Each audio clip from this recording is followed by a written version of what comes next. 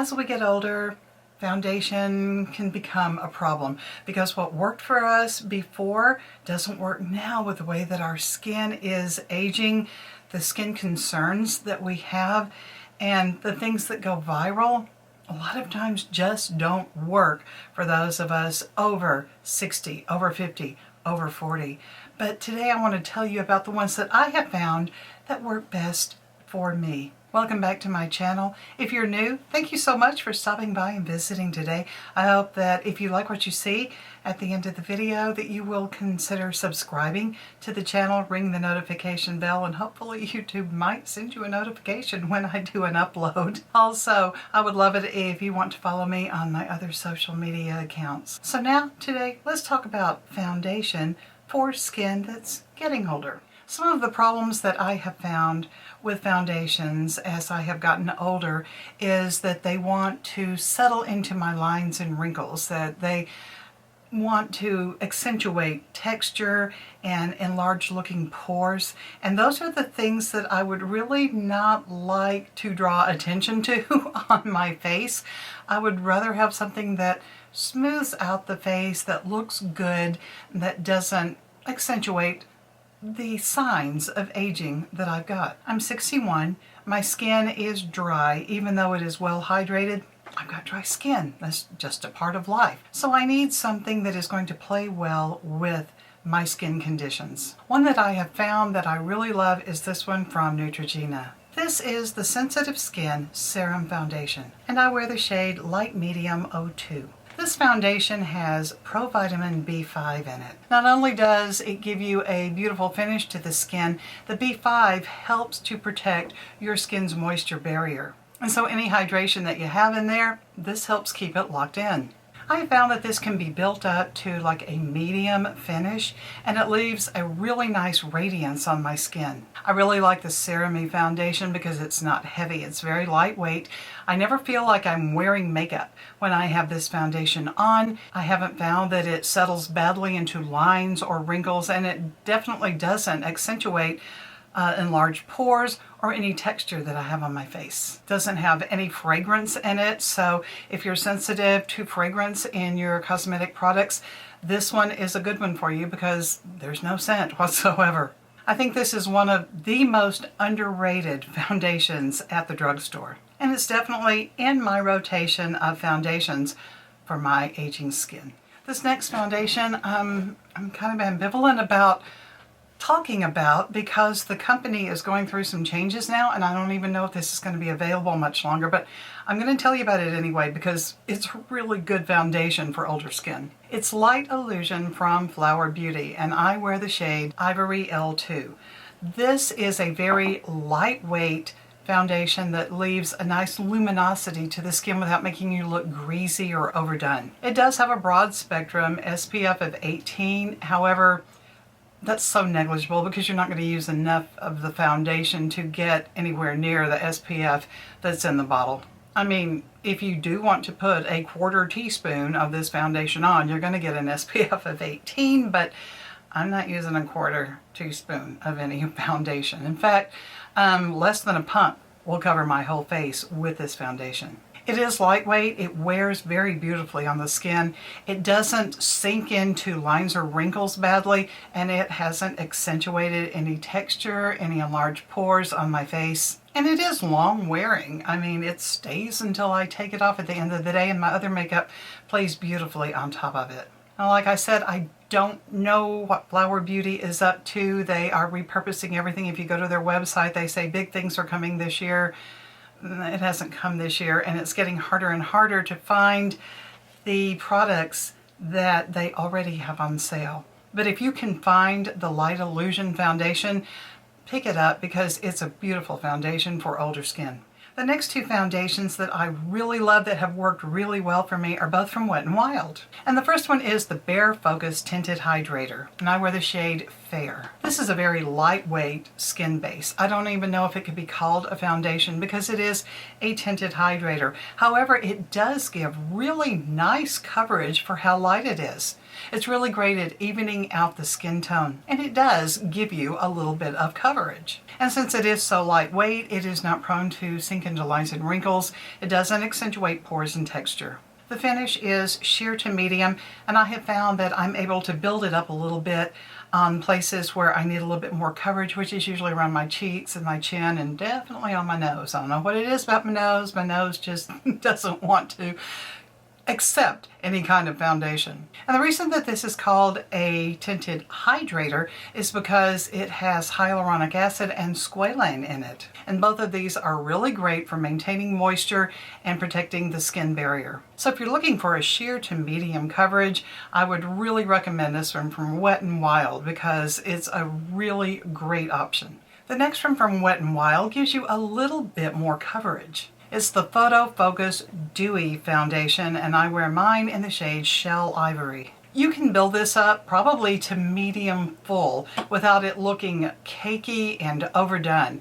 And the Dewy formula gives a really nice luminosity that doesn't leave you flat and one-dimensional. I have found that this one is apt to sink into your lines and wrinkles if you put it on with too heavy a hand, but if you just build it up in light layers, it does a whole lot better.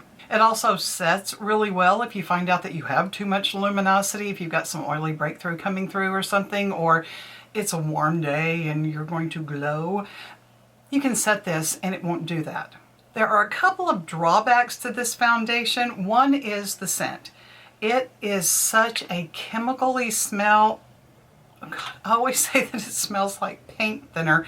I don't know what it is, but it is a very strong chemically smell. The next is the applicator on this, and it is just a little flat petal, and you can see the way that the foundation is just dripping off of it, so it can be a little messy. However, those negatives for me don't cancel out how good the foundation works on my skin. I have found this to be a really great option for older skin.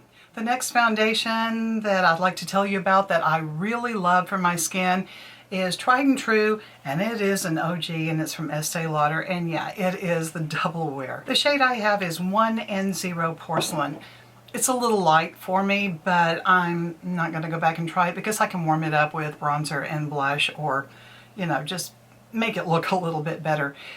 This can be a little bit ticky for you if you apply it the way you would normally apply it. If you want to dot your foundation all over your face and then blend it in with a brush or a sponge, this one doesn't like to do that. I have found that it's best to apply this in sections. Start here, apply here. Start here, apply here. And apply it in sections until you have your face covered the way that you want it done. It is a matte foundation, so you're not going to get any luminosity. And since it is a full cover foundation, I think they say it's medium to full. I find it to be full just right out of the gate. You do have to kind of watch out for settling into lines and wrinkles, but I don't find that it accentuates pores or texture. And when they say it's double wear, it is double wear.